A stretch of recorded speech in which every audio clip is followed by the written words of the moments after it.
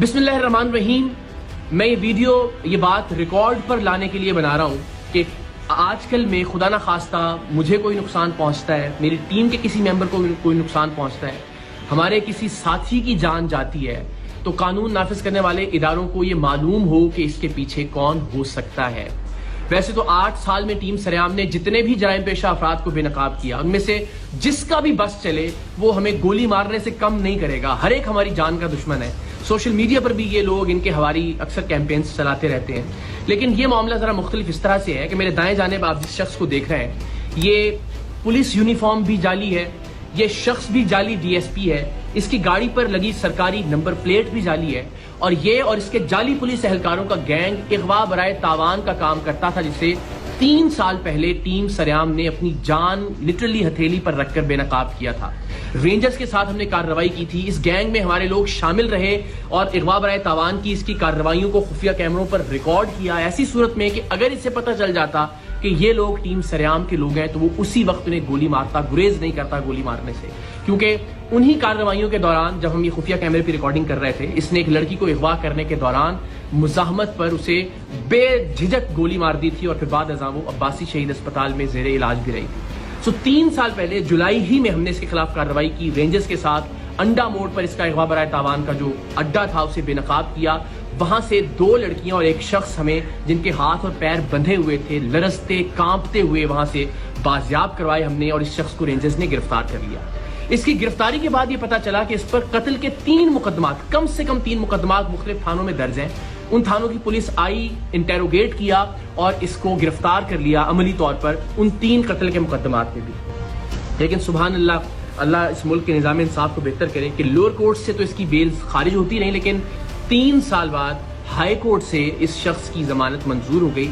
और ये शख्स जो 3 कत्ल के मुकदमात में मतलूब था, जिसे हमने सबूतों के साथ रेंजर्स के साथ जाके बाजियाब करवाया था, जिस वक्त रेंजर्स ने और हमने ये कार्रवाई की उस वक्त इसके अगवा बराए तावान के अड्डे से 3 लोग, जिनमें 2 लड़कियां शामिल थीं, वो जंजीरों में बंधे हुए वहां से बाजियाब हुए। लेकिन उसके बावजूद ये शख्स मुआशरे में बाहर आ गया, और बाहर आने के बाद इसने क्या किया, वो शख्स जो हमारा खैर खा था, जिसे आप इन्फॉर्मर भी कह सकते हैं, जिसने हमारे अराकीन को इसके गैंग में शामिल करवाया था, और वो बेचारा अब तक 4 घर इसके खौफ से तब्दील कर चुका था। इसने उसका घर तलाश किया, उसके घर में जाके पिस्तौल के जोर पर उसे नींद की गोलियां खिलाई, नकाब उड़ाया, अपने दूसरे साथी को इसी हमारे साथी की चाबी दी कि गाड़ी स्टार्ट करे और दरवाजे के बाहर ले आए, और इसको अपार्टमेंट से नीचे उतार कर लेकर आया।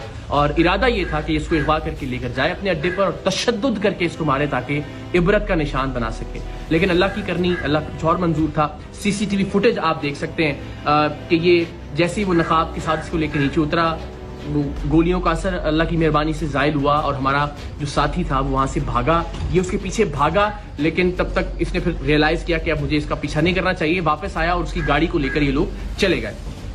उस दिन की FIR भी थाना गिजरी में इस वाक़े की दर्ज है। लेकिन इस शख्स के जुनून का आलम आप ये देखिए कि ये बेधड़क होकर गोली चलाता है। उस शख्स को भी अगवा करने आ गया 3 साल जेल में रहने के बावजूद भी।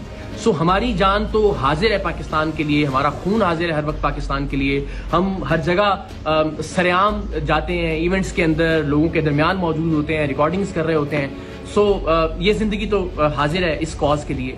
लेकिन इस बात से बहुत तकलीफ होगी कि खुदा न खास्ता प्रोग्राम सरेआम की वजह से, प्रोग्राम से वाबस्ता किसी टीम मेंबर या किसी खैर खा की जान चली जाए, नाहक जान चली जाए।